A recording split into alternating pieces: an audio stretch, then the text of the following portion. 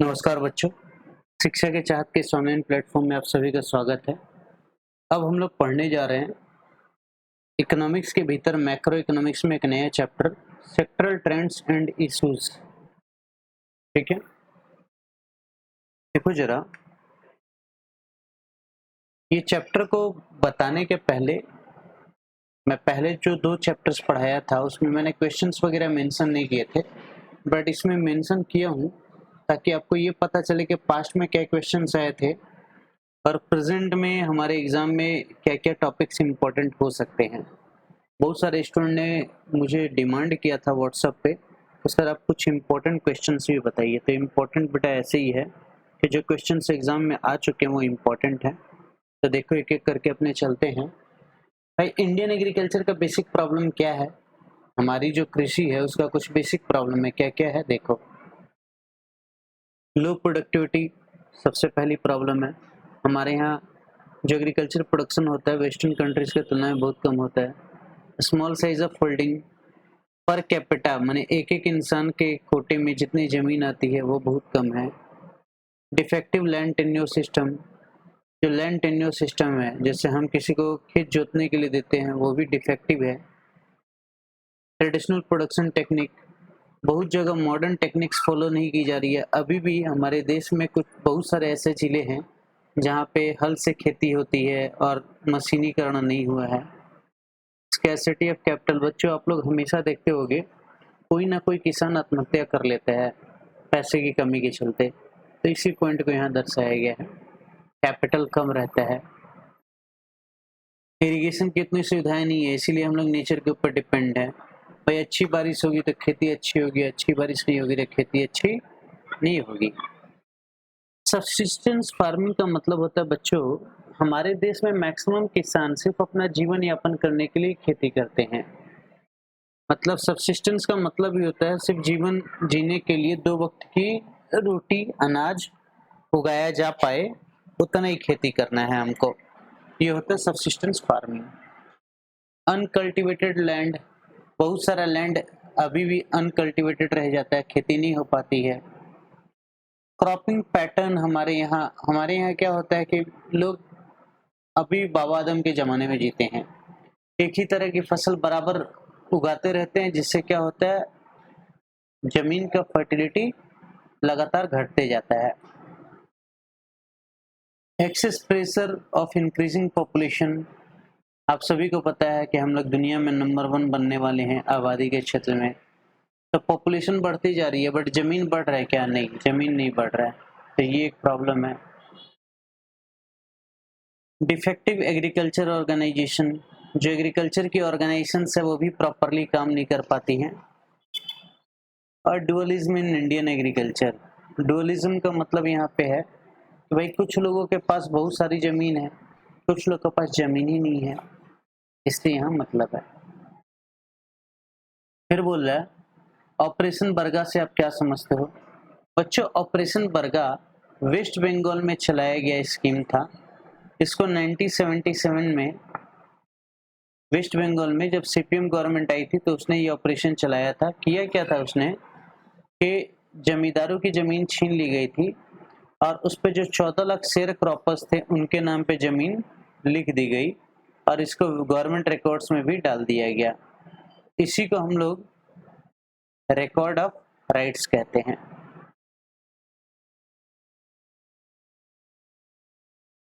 Question है which crop was produced in largest quantity as a result of green revolution? तो भाई गेहूं, गेहूं वो क्रॉप है जो ग्रीन रेवोल्यूशन के फलस्वरूप लार्जेस्ट क्वांटिटी में उगाई जाती है। इसके अलावा बोला है कि किन किन रीजन में ग्रीन रेवोल्यूशन बहुत ज़्यादा हुआ था। बच्चों आप सभी को पता है कि ग्रीन रेवोल्यूशन तो पूरे भारत के लिए था, लेकिन इसका एक्चुअल फ़ायदा पंजाब, हरियाणा और वेस्टर्न यूपी के लोगों को मिला। मैं ईस्टर्न यूपी का हूँ, मुझे वहाँ दिखाई नहीं देता, वहाँ गरीबी अभी बहुत ज़्यादा है। State to bad effects of sub division of agriculture land holding in India. अब sub division of land holding क्या होता है इसको समझो आप। मान लो ये आपका पूरा लैंड है, ये आपका है, आपके 2 बच्चे हुए, लैंड बढ़ गया, उनके 2 बच्चे हुए, फिर लैंड बढ़ गया, फिर उनके 2-2 बच्चे हुए, फिर लैंड बढ़ गया। मतलब बढ़ते-बढ़ते इसका आकार इतना छोटा हो जाता है कि कहने योग्य नहीं बचता है। तो ये 2 बैड इम्पैक्ट में सबसे पहला इम्पैक्ट तो यही है, पहला इम्पैक्ट है अनइकोनॉमिक साइज ऑफ होल्डिंग। जो होल्डिंग है मतलब हमारे पास जो खेत बचता है लास्ट में वो अनइकोनॉमिक है, मतलब बहुत ही छोटा है। Low level of agriculture productivity, agriculture, अब भाई जमीन ही ऐसी है कि वहाँ ट्रैक्टर भी खड़ा नहीं हो पाएगा, घूमना तो दूर की बात है। इतनी छोटी जमीन बची है तो प्रोडक्टिविटी कहाँ से अच्छी होगी, वो भी बर्बाद हो जाती है। What is the full form of NABARD, और नाबार्ड कब एस्टेब्लिश हुआ? तो नाबार्ड का फुल फॉर्म है बच्चों national bank for agriculture and rural development. ये है नाबार्ड का फुल फॉर्म और इसका एस्टेब्लिशमेंट कब हुआ था? जुलाई 1982 में। नाबार्ड का फंक्शंस क्या क्या है? भाई ये एपेक्स बैंक है। एक्चुअली क्या था, जब देश आजाद हुआ तो आरबीआई हमारा एपेक्स इंस्टीट्यूशन था। आरबीआई के पास ही जिम्मेदारी थी कि गांव और शहरों दोनों जगह पे क्या करे, डेवलपमेंट करे। क्या चीज का? बैंकिंग का। बट 20-30 सालों तक देखा गया, भाई 82 मैंने 35 सालों तक देखा गया, 47 से लेके 82 तक शहरों में तो बैंकिंग अच्छा से डेवलप किया बट गांव में नहीं कर पाया। तो गांव का जो बैंकिंग का जिम्मेदारी था आरबीआई से हटा करके किसको दे दिया गया? नाबार्ड को दे दिया गया। अब उसका फंक्शंस क्या क्या है कि रूरल क्रेडिट का एपेक्स बैंक है, रूरल क्रेडिट यही गवर्न करता है। सेकंड है प्रोवाइड्स रीफाइनेंस फैसिलिटीज, किसको रीफाइनेंस करता है? स्टेट कोऑपरेटिव बैंक को। एक कोऑपरेटिव बैंक को अगर लोगों को कर्ज देना है तो उनको पैसा तो चाहिए, तो उनको पैसा कौन देगा? नाबार्ड देता है और रेट ऑफ इंटरेस्ट भी इसका कम रहता है। रीजनल रूरल बैंक क्या होता है और इसका फंक्शन क्या है? देखो, रूरल क्रेडिट का जो इम्पोर्टेंट सोर्स है वो रीजनल रूरल बैंक ही है। मतलब गांव में जो बैंकों का काम होता है, बैंक लोन देते हैं, वो रीजनल रूरल बैंकों के द्वारा होता है और इसका मेन फंक्शन है to provide credit and other facilities particularly to small and marginal farmers को, एग्रीकल्चर लेबरर्स को, आर्टिसंस को, छोटे छोटे व्यापारियों को, इन सबको लोन कौन देता है? रीजनल रूरल बैंक्स देते हैं। जो भारत में लैंड रिफॉर्म हुआ उसका कुछ स्टेप्स पूछा है, क्या क्या बेसिक स्टेप है। तो पहला है लैंड रिफॉर्म, मतलब क्या? भाई कुछ गलतियां थी तभी तो रिफॉर्म होगा। एक्चुअल में हुआ क्या था, अंग्रेज जब भारत पे शासन कर रहे थे तो सारी जमीनों को उन्होंने जमींदारी व्यवस्था के भीतर, देखो 3 तरह की सिस्टम्स हमारे देश में लैंड रेवेन्यू सिस्टम्स अंग्रेजों ने पैदा किया। जो बंगाल, बिहार, उड़ीसा, असम वाला क्षेत्र है वहां पे जमींदारी सिस्टम था। आपका साउथ में रैयतवाड़ी था और वेस्ट में मालवाड़ी सिस्टम था। ये 3 तरह के सिस्टम्स किए। इसमें एक्चुअल में जमींदारी सिस्टम सबसे पहले लागू हुआ था, उसमें सारी जमीन जमींदारों के नाम पे कर दी गई थी। तो हमको रिफॉर्म करना है तो जमींदारों से जमीन छीननी होगी, यानी ट्रांसफर ऑफ ओनरशिप। और वो किसको देना पड़ेगा? स्मॉल लैंड होल्डिंग में बांट करके, मतलब छोटा छोटा बांट करके बाकी लोगों में उसको देना होगा। जैसे एक जमींदार है, उसकी जमीन सरकार ने एक्वायर की, एक्वायर करने के बाद जो लोग उस पर खेती करते थे उनके नाम पे दे दी। यही हुआ लैंड रिफॉर्म। कोऑपरेटिव फार्मिंग का क्या कैरेक्टरिस्टिक्स है? Number 1, small plot of land holding को, मतलब कोऑपरेटिव का मतलब क्या होता है? जैसे मान लो आप 10 फ्रेंड हो और 10 का एक एक बीघा जमीन है। अब 10 मिल करके अगर खेती करोगे तो क्या होगा? एक एक बीघा मिलके 10 बीघा हो जाएगा। एक ही ट्रैक्टर आएगा, सबका खेती कर देगा। एक ही बार आप फर्टिलाइजर खरीदोगे, एक ही बार इरिगेशन, एक ही इरिगेशन चैनल से कर लोगे। तो कोऑपरेटिव फार्मिंग में क्या था, सब लोग मिल करके काम करेंगे। तो वही बोल रहा है कि small plot of land holding individual farmers को इकट्ठा करेंगे और एक यूनिट बना करके काम करेंगे। और कोऑपरेटिव में सारा काम वॉलंटरीली होता है, माने अपनी इच्छा से होता है, वॉलंटरी। और जब जितना प्रोड्यूस होगा उसको जमीन के अनुसार बराबर बराबर हिस्सों में बांट लेंगे।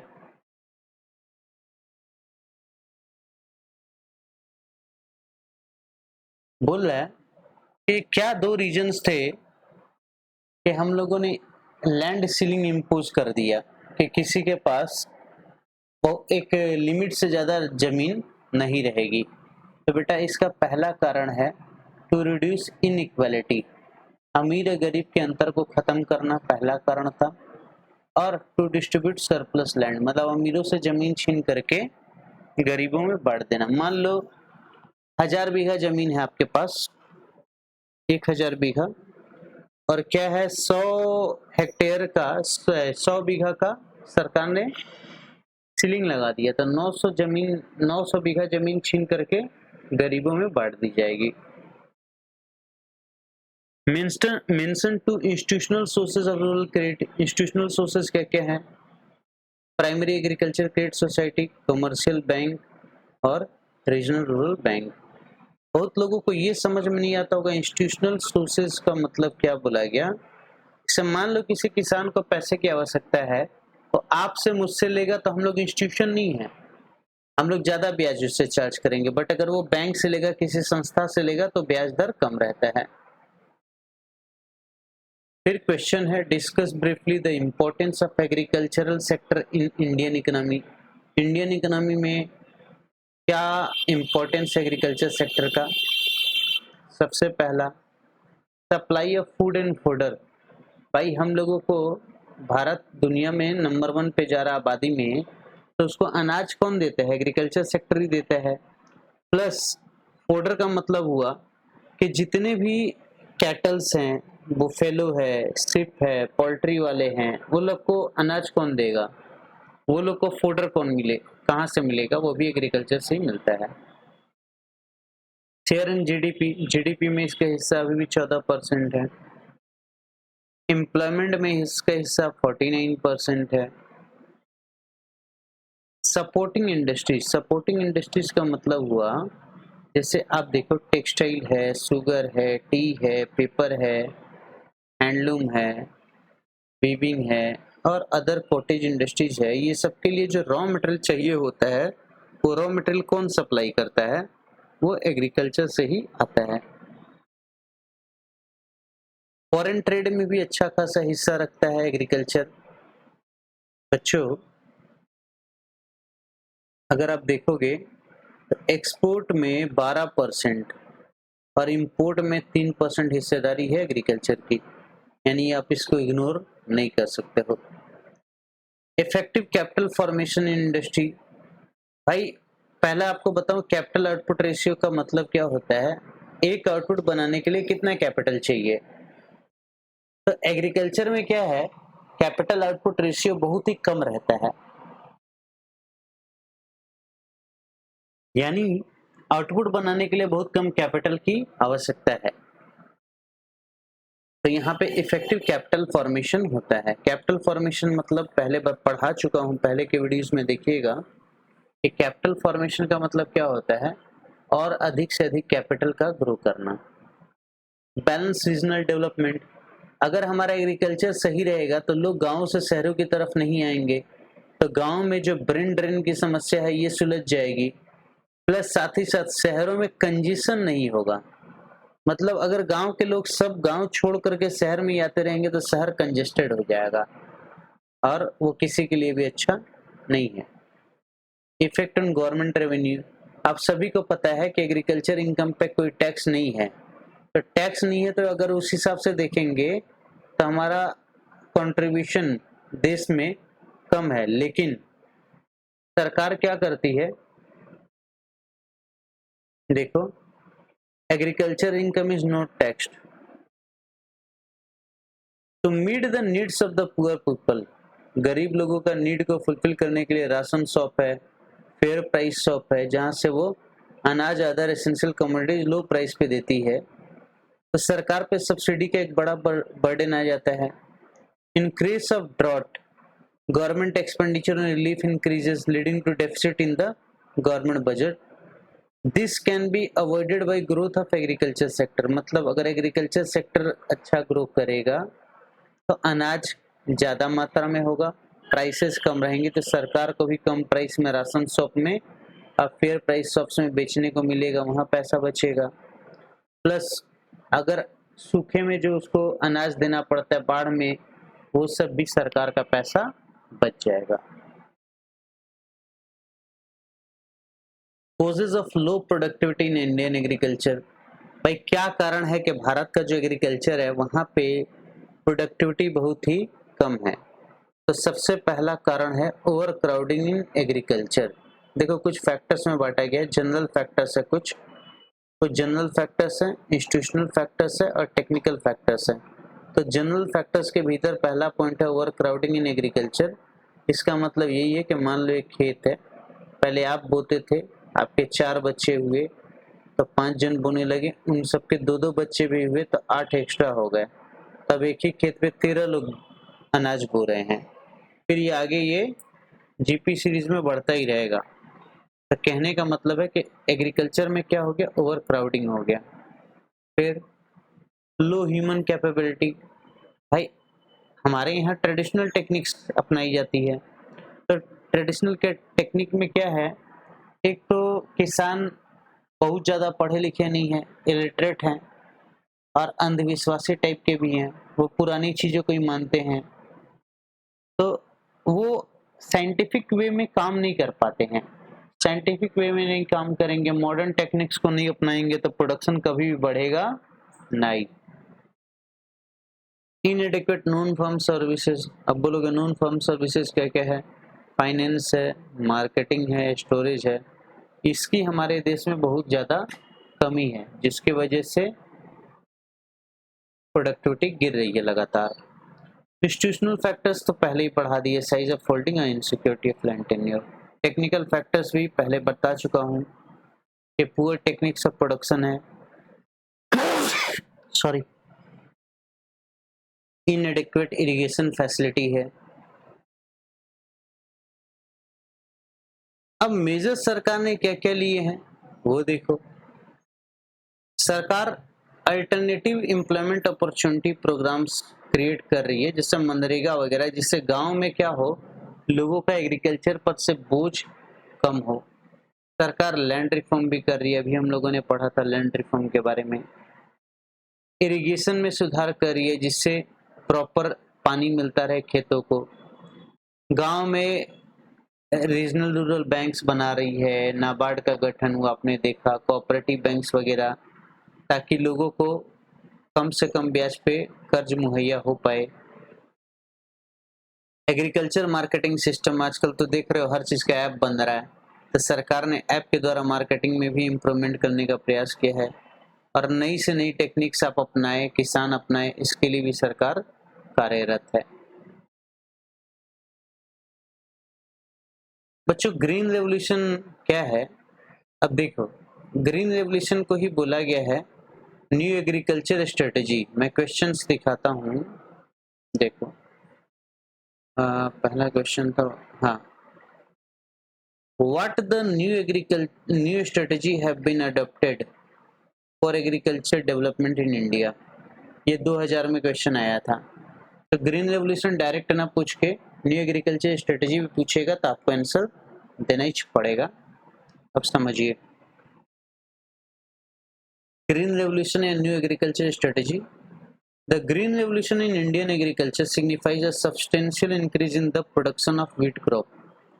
तो ग्रीन रेवोल्यूशन से अभी बताए थे फायदा क्या हुआ, व्हीट क्रॉप का प्रोडक्शन बहुत ज़्यादा बढ़ गया, तो जो अनाज हमको इंपोर्ट कराना पड़ता था अब क्या हुआ, हमको इंपोर्ट नहीं करना है।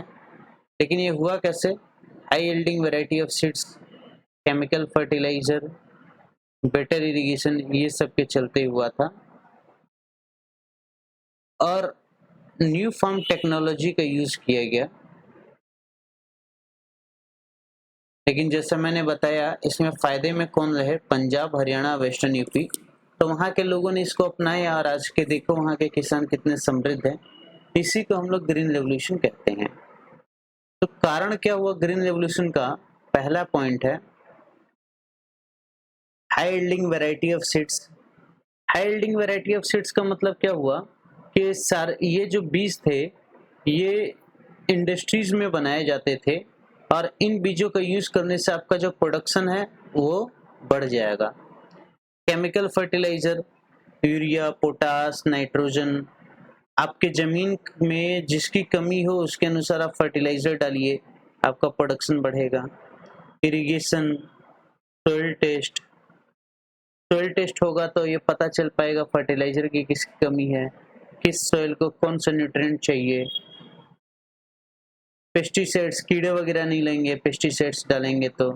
नया टूल और मशीनरीज आया, इसी टाइम से ट्रैक्टर, टीलर, हार्वेस्टर, थ्रेशर ये सब आ गया। तो प्रोडक्शन जहां हजारों लोग मिलकर के जो काम करते थे अब मशीनों से वो काम आसानी से होने लगा। ये एग्रीकल्चर साइंटिफिक था, साइंस का इसमें पूरा प्रयोग किया गया था। ग्रोइंग अवेयरनेस, इससे लोगों में अवेयरनेस जागी। लिटरेसी कैंपेन चलाया गया था उस टाइम की गवर्नमेंट के द्वारा, क्योंकि ट्रेडिशनल मेथड से हमको मॉडर्न मेथड्स की तरफ जाना है। बट चेंज को लोग हाथों हाथ नहीं लेते हैं, तो बहुत सारे लोगों ने अडॉप्ट नहीं किया, वो आज भी पिछड़े हुए हैं। जिन लोगों ने इसको अडॉप्ट किया वो जीवन में आगे बढ़ गए हैं। जैसे पंजाब, हरियाणा, वेस्टर्न यूपी के किसान, आज कोई मर्सिडीज लॉन्च होती है तो सबसे पहला हरियाणा का किसान ले लेते हैं, और बाकी देश की स्थिति आप देख ही रहे हो क्या है। फेवरेबल इफेक्ट क्या है? आपका एग्रीकल्चर का प्रोडक्शन बढ़ा, ओवरऑल देश में जितना प्रोडक्शन होता था वो दोगुना से ज्यादा हो गया। इंक्रीज इन प्रोडक्टिविटी का मतलब हुआ कि 1 हेक्टेयर खेत में मान लो पहले 50 किलो अनाज उगाते थे, अब 100 किलो उगा रहे हो, तो आपका प्रोडक्शन तो बढ़ा ओवरऑल, बट प्रोडक्टिविटी भी बढ़ गई। इम्पैक्ट ऑन इन्वायरमेंट, देखो नया टेक्नोलॉजी आया और नया इन्वायरमेंट नहीं एम्प्लॉयमेंट है, नया टेक्नोलॉजी आया तो इसमें जो भी चीजें थी, चाहे वो फर्टिलाइजर हो, चाहे इंसेक्टिसाइड्स हो, या और इरिगेशन का फैसिलिटीज हो, इससे इंडस्ट्रीज का ग्रोथ बहुत तेजी से हुआ। ट्रैक्टर्स हो, टिलर हो, हार्वेस्टर हो, ट्रांसपोर्टेशन, मार्केटिंग, फूड प्रोसेसिंग, हर तरीके से देखोगे एक नई नई इंडस्ट्रीज पैदा होने लगी। तो हमारे देश में एम्प्लॉयमेंट बढ़ा, इसके चलते इंडस्ट्रीज पे डिपेंडेंस बढ़ा। भाई ये सारे सामान इंडस्ट्री बेस्ड थे।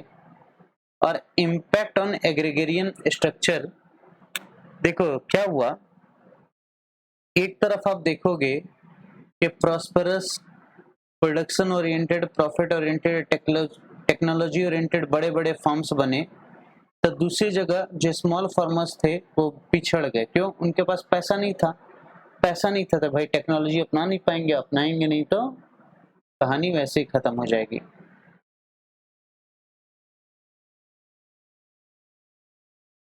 अब देखो इम्पैक्ट ऑन लैंडलेस लेबरर्स, एक सर्टेन पॉइंट ऑफ टाइम पे क्या हो गया, इनकी डिमांड बहुत तेजी से बढ़ गई थी। लैंडलेस लेबरर्स जो थे इनकी डिमांड बहुत ज्यादा बढ़ गई, बट जैसे जैसे मशीनीकरण होता गया वैसे वैसे इनकी डिमांड भी धीरे धीरे घटना चालू हो गई। अनफेवरेबल इफेक्ट में देखोगे, भाई ग्रीन रेवोल्यूशन का फायदा हम लोगों को कहाँ पे ज्यादा हुआ, वीट प्रोडक्शन में, इसीलिए इसको कुछ लोग वीट रेवोल्यूशन भी बोलते हैं। दूसरा इसका एक और हानि था कि पंजाब, हरियाणा, वेस्टर्न यूपी में ही ये सिमट गया, तो बाकी जो गांव थे वैसे ही पिछड़ गए, इसीलिए इसको क्या बोला जाता है, ग्रे रेवोल्यूशन कहा जाता है।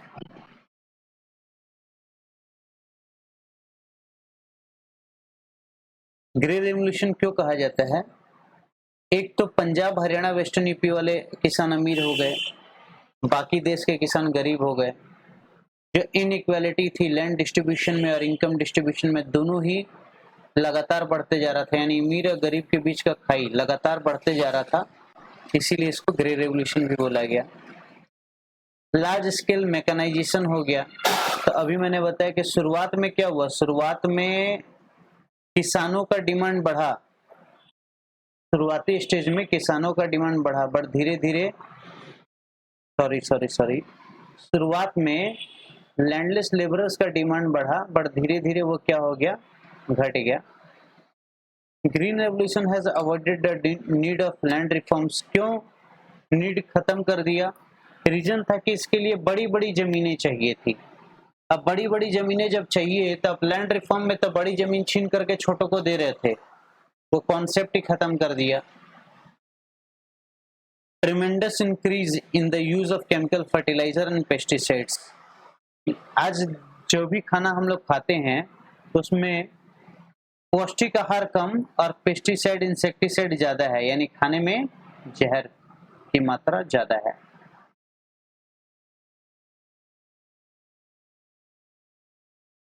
एक बार मैं इस वीडियो को यहीं तक रोक रहा हूँ, बारिश हो रही है, थोड़ा बारिश का आप लोग भी मजा ले लो। सॉरी, आप कैसे ले पाओगे, आप तो रिकॉर्डेड वीडियो देखते हो। बारिश के चलते डिस्टरबेंस ना हो साउंड वगैरह में, इसलिए इसको यहीं पे रोक रहा हूँ।